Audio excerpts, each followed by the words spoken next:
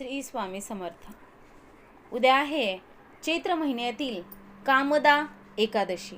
कामदा एकादशी जी चैत्र महिन्याच्या शुक्ल पक्षातील एकादशीला येते, ही हिंदू धर्मात अत्यंत महत्त्वाचे व्रत आहे। या दिवशी भगवान विष्णूंची पूजा करून व्रत केल्याने सर्व पापांपासून मुक्ती मिळते असे मानले जाते।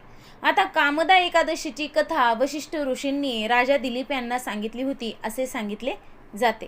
कामदा एकादशीला भगवान विष्णूंचे उत्तम व्रत मानले जाते। या दिवशी उपवास करून भगवान विष्णूंची पूजा करण्याची परंपरा आहे। तर बघा, आपल्याला माता लक्ष्मीचा, भगवान विष्णू यांचा आशीर्वाद प्राप्त होण्यासाठी तुळशीपाशी आपल्याला एक दिवा लावायचा आहे। कारण की बघा, आपल्याला माता लक्ष्मीचा आशीर्वाद प्राप्त होईल आणि तुळशी मातेला माता लक्ष्मीचे स्वरूप मानले जाते। तर आपल्याला बघा काय करायचं आहे, एक तुपाचा दिवा तुळशी मातेपाशी लावायचा आहे आणि अशा प्रकारे दिवा लावायचा आहे की जेणेकरून त्या दिव्याची दिशा उत्तर हीच दिशा असेल।